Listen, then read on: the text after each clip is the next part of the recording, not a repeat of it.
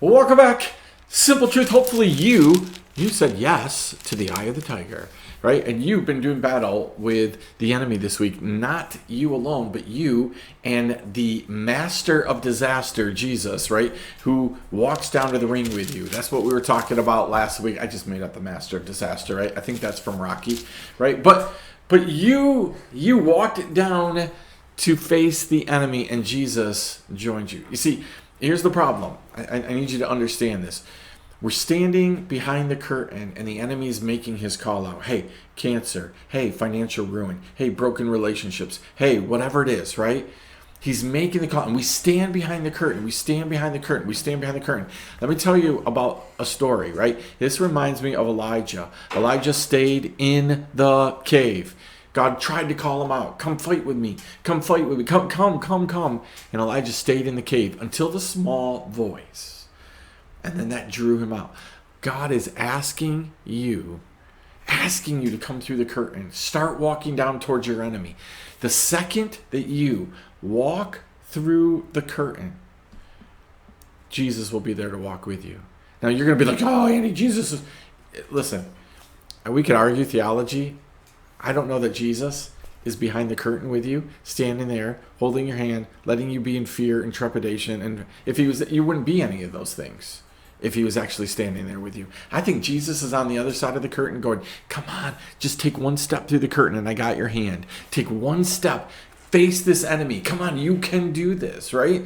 I think that's where Jesus is. We got this idea that Jesus is somehow coddling us and holding us behind the curtain going, oh, it's okay, Andy, you don't have to go. No, you do have to go. You are going to have to face this enemy, right? So Jesus is like, just give me something to go with. One step, and I got this. Try to remember that in the story of the prodigal son, the father never, ever was in the pig pen with the son. Don't tell me about that story and tell me it doesn't represent God the Father, because it does, and all theologians, they recognize that, right? The father never went to the pig pond to get his son out of it. The son took a step. The son remembered his father while in the pig pen. Okay, listen, that's a totally different thing. I'm not really sure why we're not in 1 Samuel. Here it is. 1 Samuel 45 promised you David's response. David takes a step. The truth is, David went through the curtain a long time ago when he got anointed. He's been facing giants this entire time. Here's how this works, right? Verse 45 says, then David. I love that. You get stuck right there. Put your name in there. Then Andy. Then Frank. Then Pete. Then Sally. Then whoever. Then Andy said to the Philistine. Then Andy said to cancer. Then Andy said to financial ruin. Then Andy said to broken relationships. Then Andy said to his enemy. Andy said, put your name in there. Because the second you walk out of that curtain, the second that you walk a step towards that ring where your enemy is, Jesus joins you. Then you can start talking like Jesus. You could be quaking. You could be shaking. Right? I don't think we understand. You're talking about, at best, a 6-foot guy, and you're talking about a 9+ foot guy. Do you know the difference there? Sometimes you walk the mall and you see really funny things. Sometimes I walk the mall and I see some 6'7", 6'8", 6'9" guy with some 5-foot girl, and I look at it and go, holy cow, that's a big difference. Right? We used to make fun of them in school and talk about like, hey, do you need a step ladder to give him a kiss? All that kind of stuff, right? There's a big difference. You notice it, right? David should have been shaking and quaking and all the other words, right? David should have been doing those things, right? But you notice what he does. He takes a step forward, and what's he do? He starts talking like Jesus. Then David said to the Philistine, you come with me with a sword, truth. You come with me with a spear, truth. Right? With a javelin. That's all truth. There's nothing wrong with a knowledge of truth. Yeah, cancer's scary. Yep, disease is scary. Yep, I'd say the other word, but we're not allowed to say it, is scary. Yep. Right? Broken relationships are scary. Yep, schooling is scary. New jobs are scary. Yep, just admit it. Yep, enemy, everything you're telling me is true. Man, I've been this, I've been that, I've been all these things. Starting a new job, it's really, really, really scary. The enemy's coming at you with all these things. You're never going to be able to do it. You're not trained enough. You're not beautiful enough. You're not special enough. You're not. That's all truth. So just acknowledge it. Yep.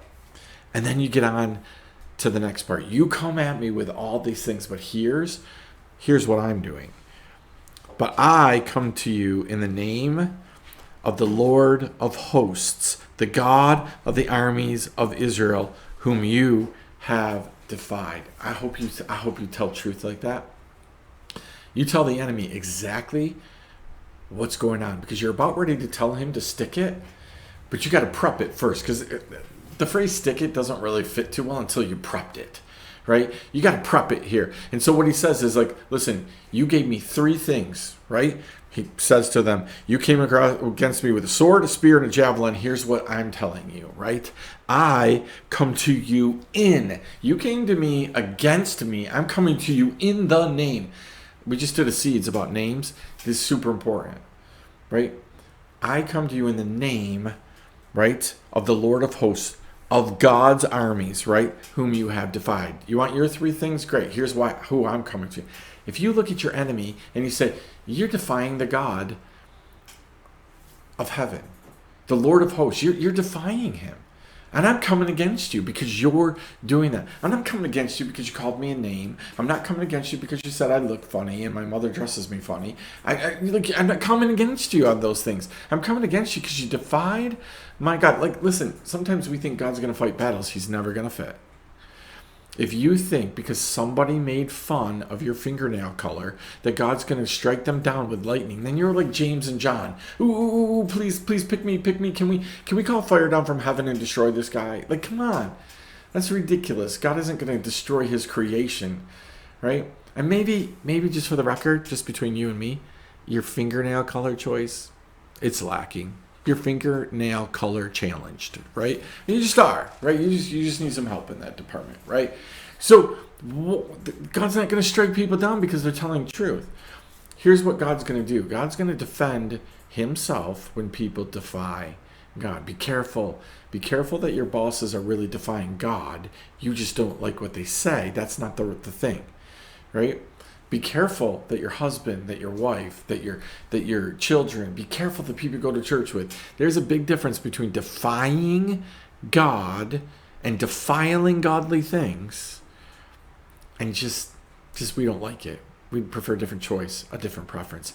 David sets up this battle. Hey, listen, you're coming at me with all these things, but I only need one thing, and that is the Lord of hosts. So here's my simple truth to you. Got through one verse. Super excited about that.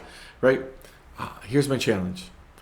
Could you please think about coming against the things that are coming against you just simply in the name of the Lord of hosts?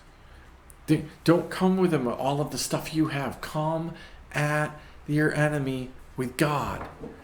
Right? Come at him with Jesus. That means the Bible. That means the things that Jesus has said. That means the things that Jesus has called you. Come at him with the right equipment. Saul wanted David, come against the Philistine, come against Goliath with all of this equipment. David's smart enough to say, here's what I need.